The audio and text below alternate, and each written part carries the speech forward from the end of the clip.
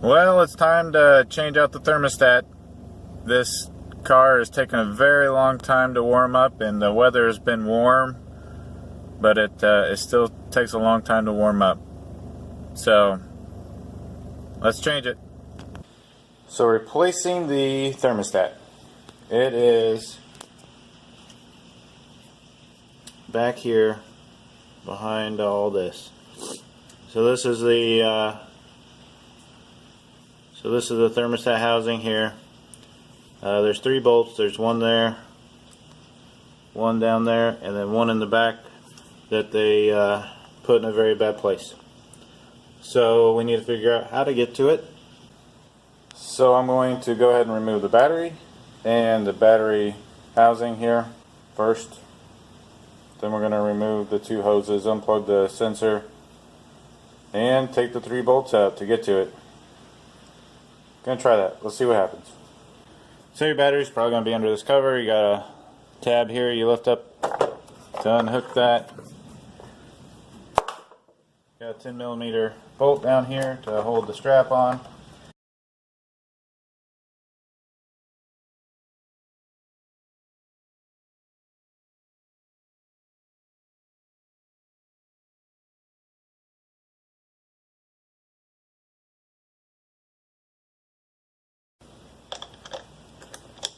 Got a 10mm for that thing.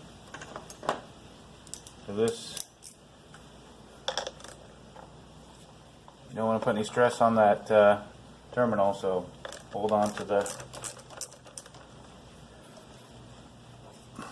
wires. There we go.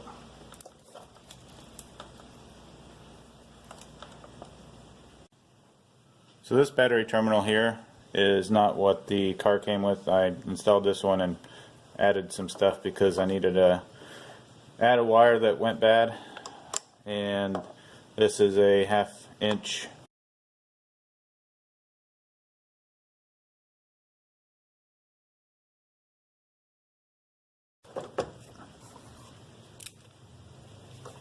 that handle doesn't feel very strong, but it worked.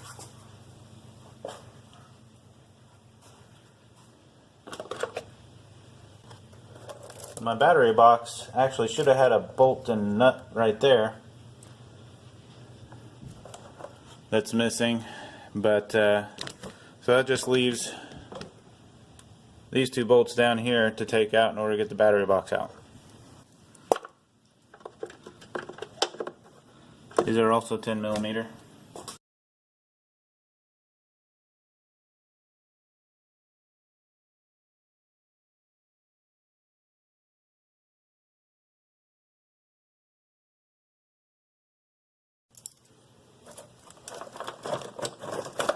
Try not to yank on any wires.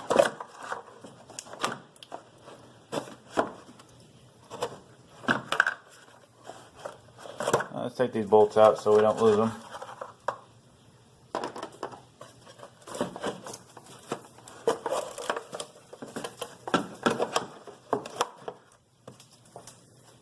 So before you go cracking anything open on the cooling system, you need to make sure your vehicle is completely cooled down, because there could be pressure on the system if it's not. You can crack the lid on the fluid reservoir over there, just to make sure there's no pressure on that, but that's not going to guarantee there's no pressure on the rest of the system.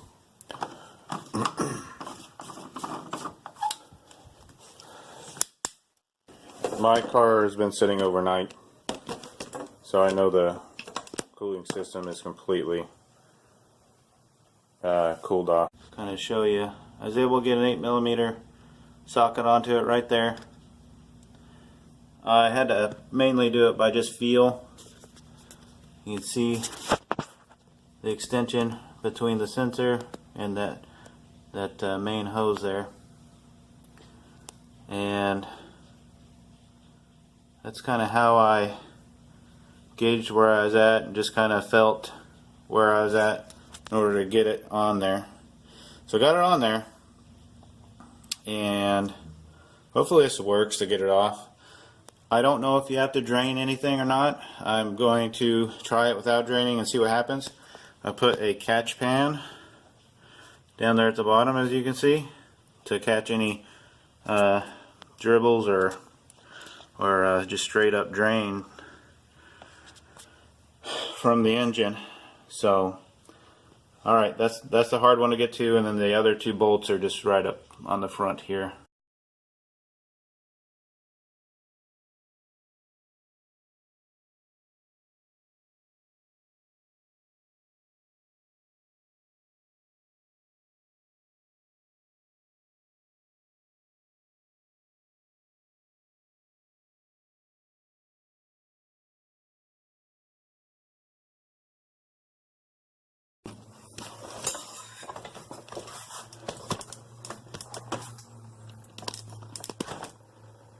There you can see the water's coming out.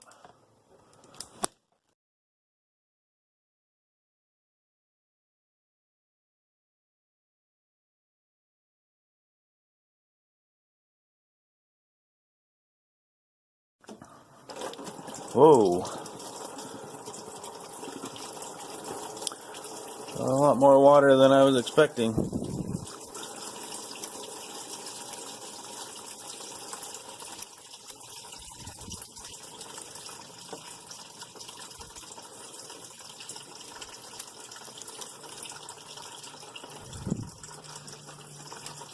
So I am going to have to remove that bolt. Man, that is just pouring out now.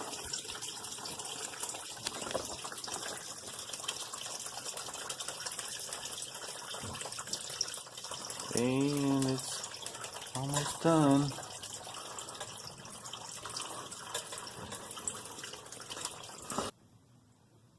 So before we get anything broke loose, we should remove this sensor cable right there. I'm going to be pushing down right here to get it to release and then pull back.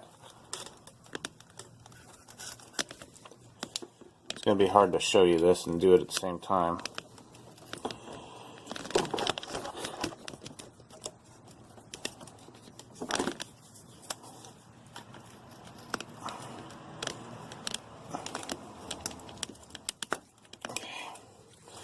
It's unplugged.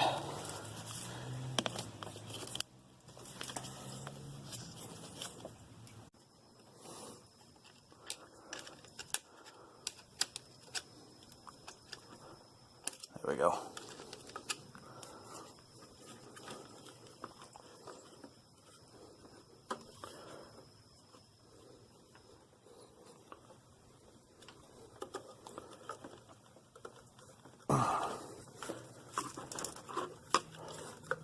There we go.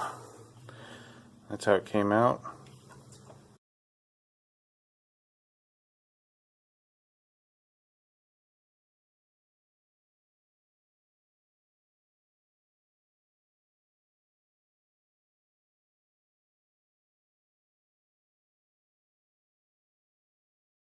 And to get these broke loose, you probably need to twist them to kind of break the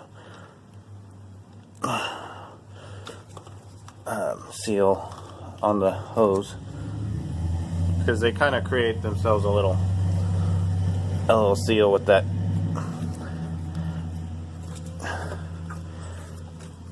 deposit from the radiator fluid.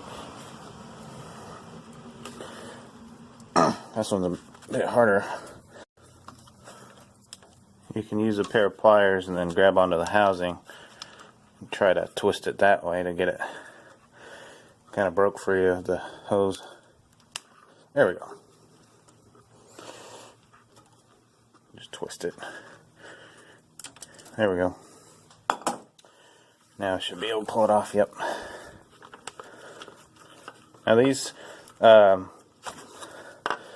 specific clamps that were on it with the there goes more water. Let's try to stop that. Hold it up. But the specific clamps that are on here, those clamps right there, usually only good for one try, I've noticed, and they'll leak if you try to use them again. So I'm going to have to go to hose clamps now. Anyway, there's our housing. It's kind of filthy in there. I'm gonna replace this seal because it's right there around the edge. It looks like it's been leaking.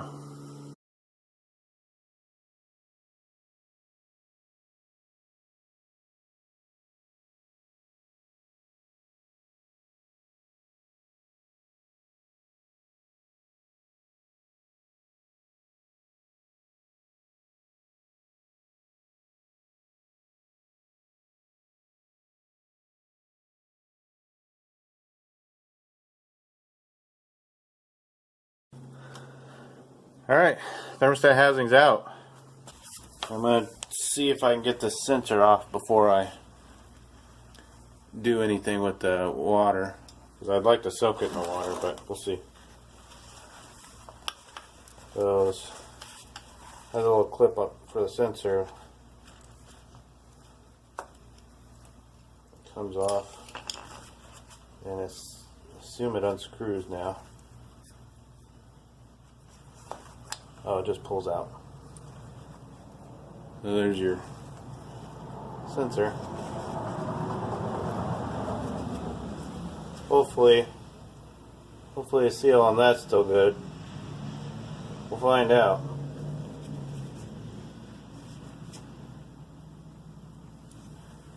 Okay, so now I'm going to soak it.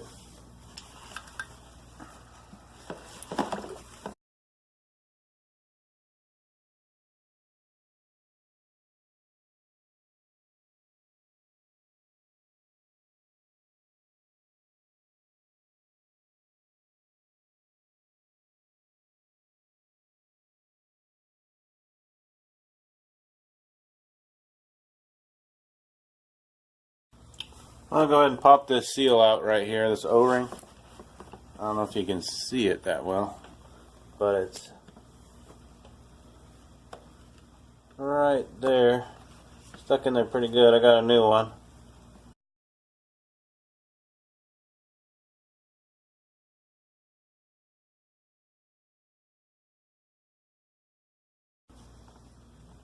There we go. Got a nasty O-ring off of there.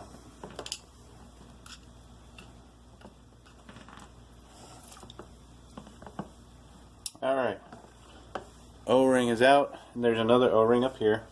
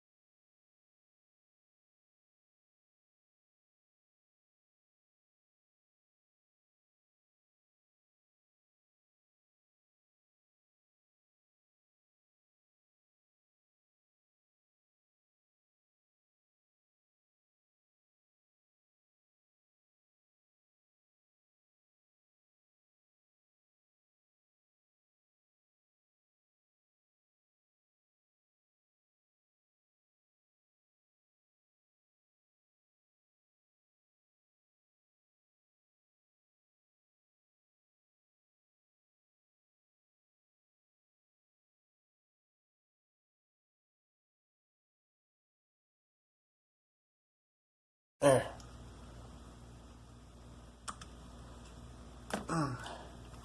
It's out. Scrape off some of this other gunk.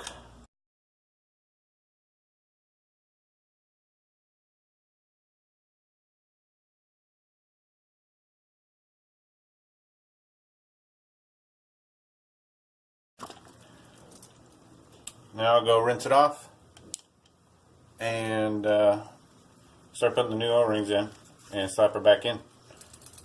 Oh, here's the new O-ring kit that I got. It is a 35624.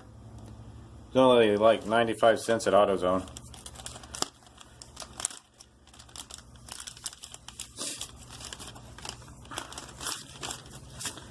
Then you got your two O-rings that we took out.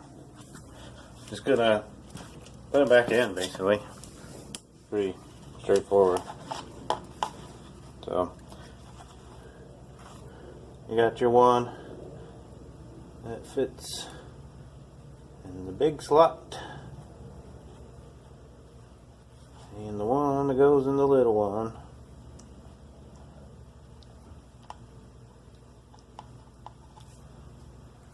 And that should do it. So you might be shaking this and it rattles. You're wondering, what is that noise? Well, there's a little ball check valve there on that line that's making the rattle. So let's go ahead and put our sensor back in.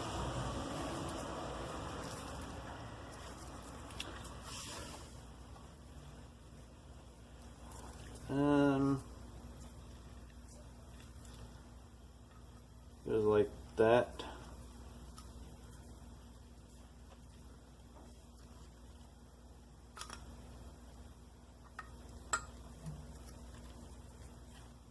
Yep. And then the way this is set up, I should be able to turn this at any point because it's just a clip. Yeah, I can just turn it if I need to. Hopefully the seal on this sensor is still good. Putting the thermostat in the housing. So there's these grooves in the thermostat housing. You want to make sure these tabs go on, and that's it. Just make sure it's that way, and you're done with this part. Now we're going to remove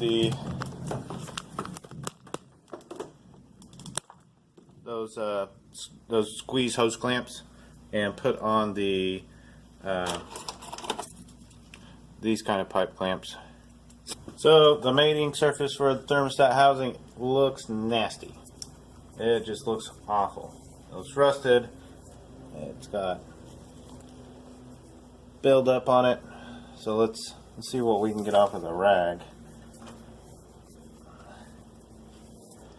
Really don't want to put anything metal to it and risk of scoring the surface. This is bad.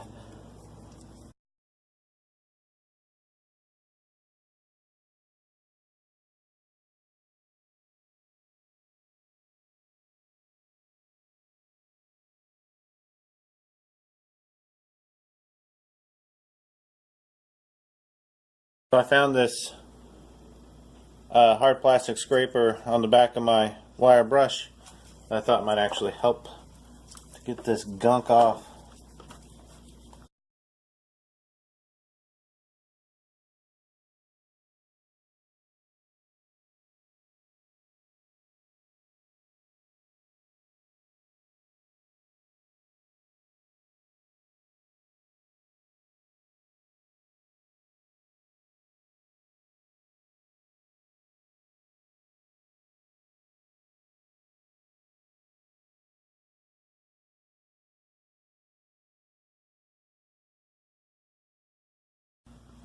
So I'm still unhappy with the way the surface of this engine side of the thermostat housing looks.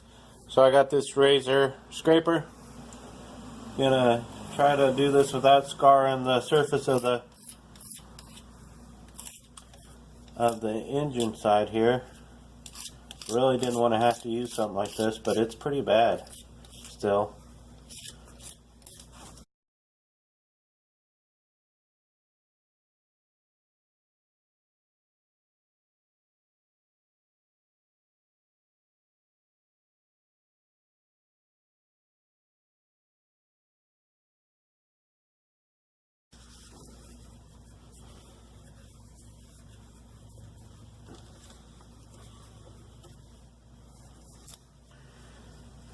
Alright, still not the prettiest, but I'm much more happy with that. Let's get this thing put back on. I want to start by putting this hose on back here.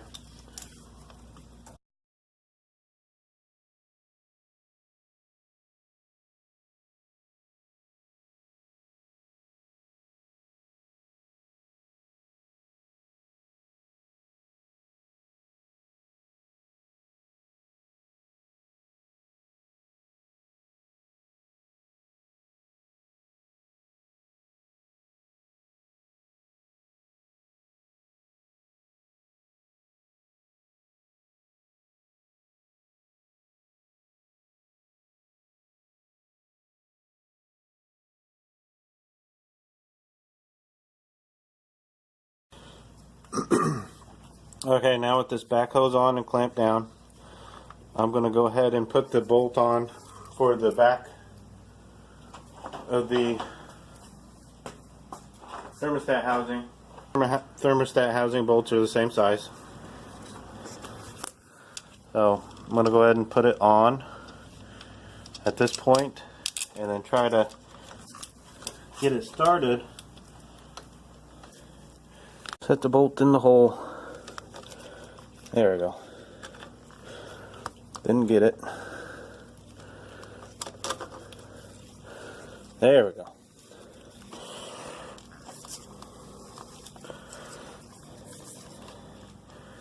So I was able to kind of see what was going on, and I know you probably weren't.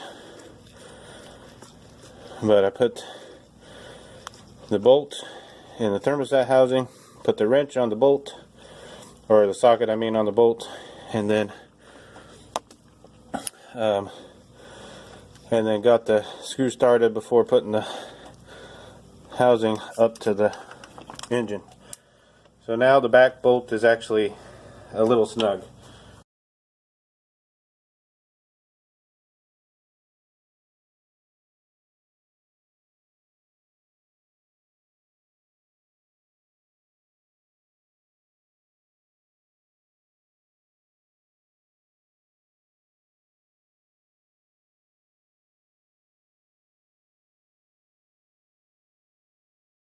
Okay, I got all the bolts flush with the engine. Now torque them down. Unplug sensor back in. Where did the sensor go? It's just here. There it is.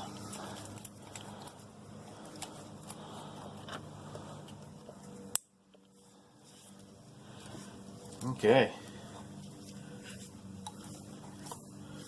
Let's get the big hose on and the little hose on, and then put the clamp on that we changed out. Tighten those down. Ouch.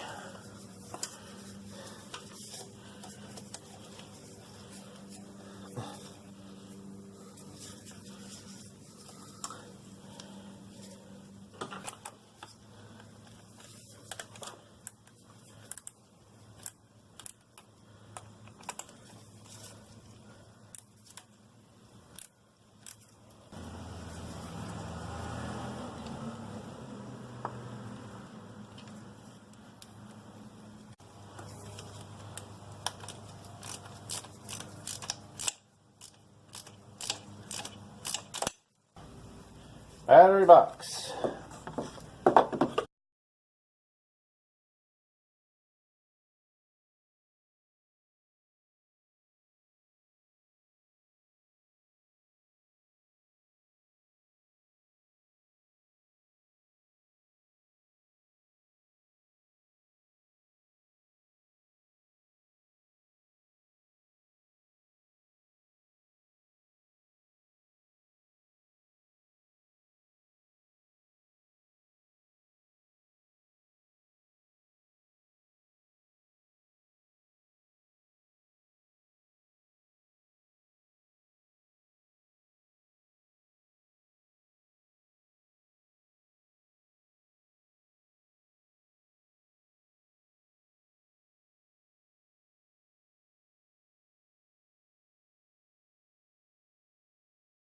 See if the cover will fit.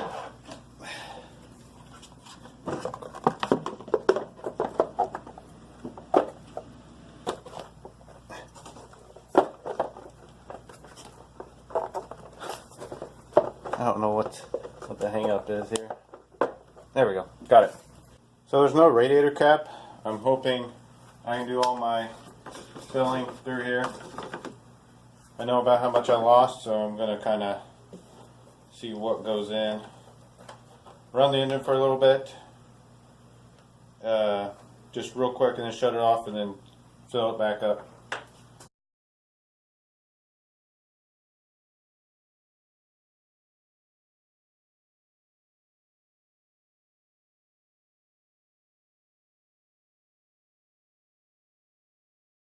It looks like it did a pretty good job venting the cooling system. put quite a bit in. So let's start it, run it for a few seconds, shut it off, and see if we need to add anything. So it's a little bit below the it's a little bit below the max line.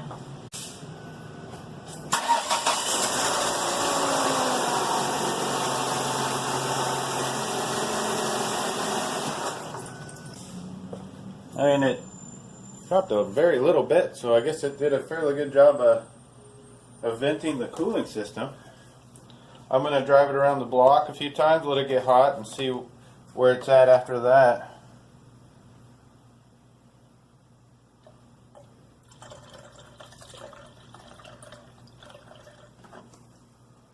Let's run it again, and this time let's look for leaks.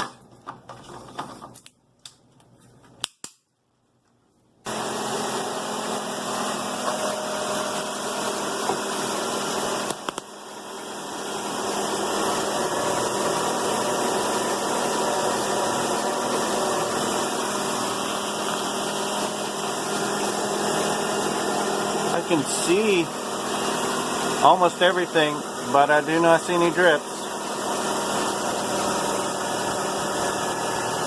I'll be looking for drips under there. I don't see anything. Let's drive it around and we'll check again. So I let my car run for about 10 minutes with the air conditioner off to see if there's any drips, and there are none. It is dry. Let's take it for a drive. Drove it around for a while. The radiator fluid is down just a smidge. I still see no leaks, no drips, and we're good. Thanks for watching. Alright, it's a cool day today. It's in the low 70s, and I just let the car run idle for 10 minutes and it's already warmed up. That's a lot better than what it had been doing. Thank you for watching.